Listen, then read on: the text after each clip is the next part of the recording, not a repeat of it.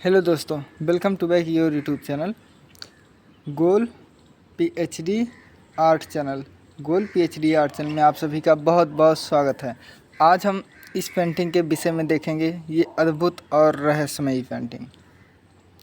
ये पेंटिंग आप देख रहे होंगे, इस पेंटिंग को बनाने वाले लियोनार्डो दा विंची जी हैं। और ये पेंटिंग जो है द वर्जिन ऑफ रॉक्स है। क्या? द वर्जिन ऑफ रॉक्स, यानी कि शैलखंडों की राजकुमारी। यह चित्र जो है पहली चित्र माना जाता है लियोनार्डो दा विंची जी का। लेकिन इस पेंटिंग में है क्या, इतनी रहस्यमयी क्यों है, हम इस विषय पे चर्चा करते हैं। तो देखिए, पहले हम जो है ये चित्र जो है ये है वर्जिन, ये है मैरी जी हैं, यानी कि ईसा मसीह की माँ। और ये है ईसा मसीह, और ये हैं वेपिस्ट और पैपिस्ट की माँ। ठीक है, ये हैं वेपिस्ट और ये हैं वेपिस्ट की माँ। और ये हैं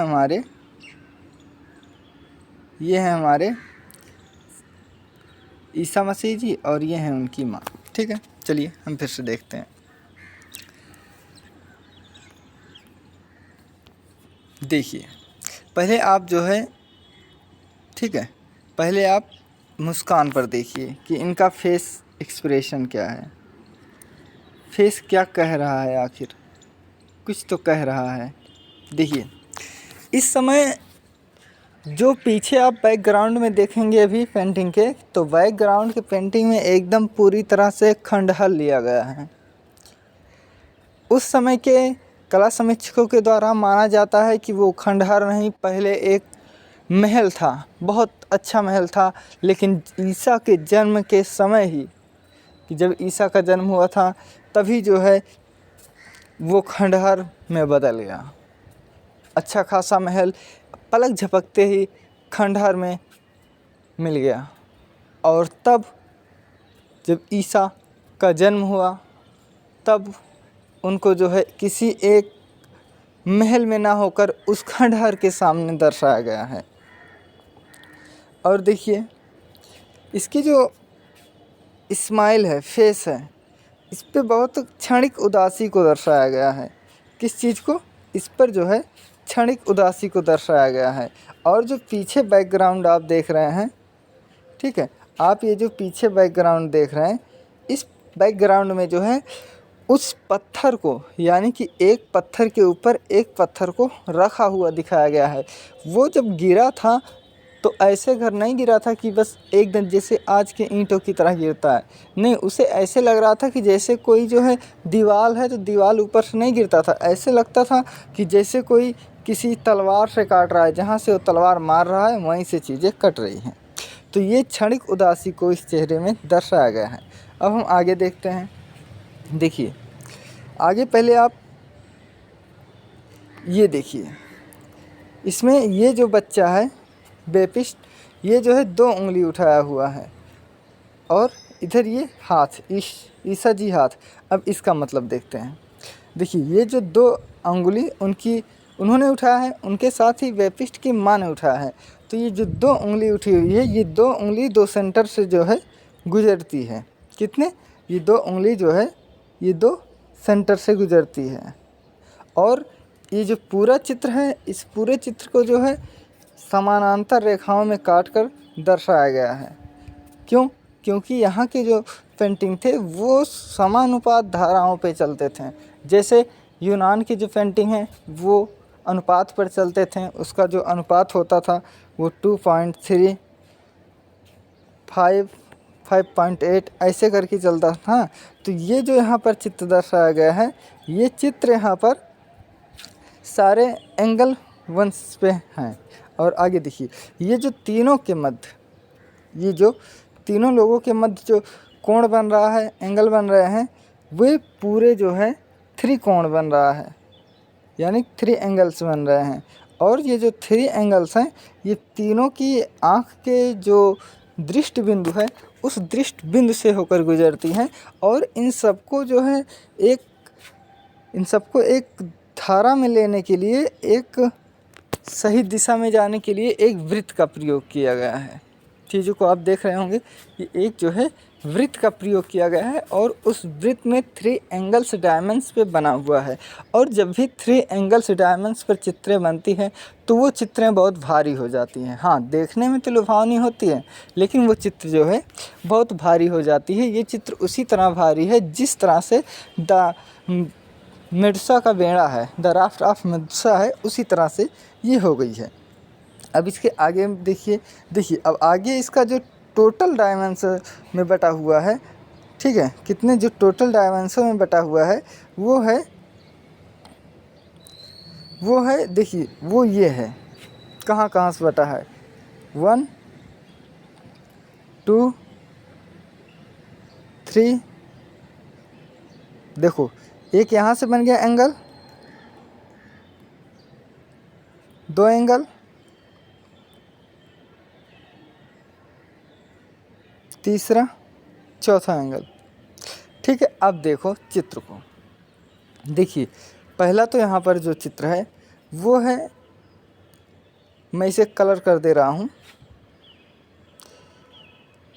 जिससे चीज़ों को आप बड़ी आसानी से जो है समझ सकेंगे। देखो एक तो ये वाला बन रहा है एंगल, ठीक है, नॉर्मली देखते हुए चलिएगा। एक एंगल तो ये वाला बना और जो दूसरा एंगल बन रहा है वो दूसरा एंगल ये वाला बन रहा है, ठीक है, यानी कि 2 एंगल ये जो है ये एकदम बन रहे हैं। और जो तीसरा एंगल बन रहा है, देखिए तीसरा एंगल जो बन रहा है वो यहाँ से बन रहा है, लेकिन वो यहाँ से सिर्फ रेखाएं बन रही हैं, ये एंगल का रोल नहीं। तो देखो तो यहाँ पर ये जो है ये डबल एंगल पर बन रहा है। कितने एंगल पर बन रहा है, तो ये डबल एंगल पर, एक एंगल ये है और 3 एंगल ये है, यानी कि 3 डायमेंशनल पेंटिंग ये पूरी आधारित है। अब हम और चीज़ों को हम और अच्छे से देखते हैं। देखिए अब इसमें जो पीछे का दिखाया गया है सीन, कहाँ का, इसमें जो पीछे का सीन दिखाया गया है, इसमें आप एक वृक्ष देख रहे होंगे, ठीक है, इसमें आप एक वृक्ष देख रहे होंगे। अब बात ये है कि अगर यहाँ पर महल था तो फिर यहाँ वृक्ष कैसे आया, और अगर यहाँ पर वृक्ष है तो फिर यहाँ पर वृक्ष पर जब पहाड़ टूटा या महल टूटा तो वो उसका प्रभाव वृक्ष पर क्यों नहीं पड़ा। और यहाँ पर आप देख रहे होंगे तो यहाँ पर एक जो है प्रकृति एक मनुष्य के जैसे बनाई हुई है। यहाँ पर ये देखिए, यहाँ पर प्रकृति एक मनुष्य के जैसी जो है रेखाओं से गुजरती है। साथ ही साथ आप देखेंगे कि ये जहाँ पर ईसा मसीह हैं, यहाँ पर एक प्रकृति की खुली हुई गोंद में बैठे हुए हैं, और वो प्रकृति अपने फूलों से जो है, आप देख रहे होंगे कि वो प्रकृति अपने फूलों से जो है पीछे के जो बैकग्राउंड है उसको आच्छादित करती है। और जो सबसे रहस्यमयी कारण है बनाने का वो ये है कि इस पेंटिंग में जो है कि इस पेंटिंग जो आप ये देख रहे हैं वर्जिन ऑफ द रॉक्स, इस पेंटिंग को एक गुफा में दर्शाया गया है, ठीक है। कहाँ, इस पेंटिंग को एक गुफा की आकृति में गुफा में दर्शाया गया है। अब कुछ लोग ये कहते हैं कि अगर पेंटिंग को गुफा में दर्शाया गया है तो जो कलाकार है वो कलाकार प्रकृति से गुफा में जा रहा है, यानी कि गुफा की दीवारों से होना चाहिए। लेकिन ये पेंटिंग जो है गुफा के अंदर से बनाई गई है। देखिए ये तो पूरा प्रकृति का है, नेचर का चित्रण है, लेकिन जो ये आगे आप देख रहे हैं, ठीक है, लेकिन ये जो आप आगे देख रहे हैं ये एक गुफा है। अभी रुको, मैं आपको बना दूंगा एक गुफा जैसे। देखिए ये एक गुफा की आकृति है। ये ऐसे लग रहा है कि जैसे कलाकार चित्रण नहीं कर रहा है, वो फ़ोटो को खींच रहा है, और वो फ़ोटो जो है वो फ़ोटो खुद गुफा में, हल्के जो गुफा का द्वार है, ये गुफा का द्वार है, इस गुफा के द्वार से सिर्फ उतना ही प्राकृतिक चित्रण को लिया है, उतना ही चित्रों को लिया है जितना में एक गुफा के द्वार की आकृति है। अब ये जो चित्र है आपका वर्जिन ऑफ रॉक्स, ये 2 संस्करणों में बनी हुई है। ठीक है, कितने संस्करण में बनी हुई है? 2 संस्करण में। एक है आपका रोम में और दूसरा है आपका लंदन में। तो कैसा लगा आपको जो है ये वीडियो, कैसी लगी आपको जानकारी? और देखिए हाँ, पीछे जो प्रकृति है, ठीक है, पीछे जो प्रकृति है, इस प्रकृति में ऐसी आभा और रंगों का प्रयोग किया गया है क्योंकि इस पेंटिंग में भी स्फुटोमाटो का प्रयोग किए हैं। स्फुटोमाटो पेंटिंग का तकनीक का प्रयोग किए हैं लियोनार्डो विंची, जो किसी भी पेंटिंग को जो है, जो किसी भी पेंटिंग को एक अद्भुत बना देती है। अब ये स्फुटोमाटो है क्या, इसमें जो है रेखा को कहीं भी नहीं दर्शाए हुए हैं, क्योंकि ये रेखा जो है, ये रेखा को जब एकदम से धुंधला कर देते हैं, मिटा देते हैं, तो वही स्फुटोमाटो पेंटिंग होती है। और इसीलिए जो है लियोनार्डो दा विंची जी प्रसिद्ध हैं और इसीलिए ये जो है जाने जाते हैं। तो आशा है कि आपको अच्छा लगा होगा।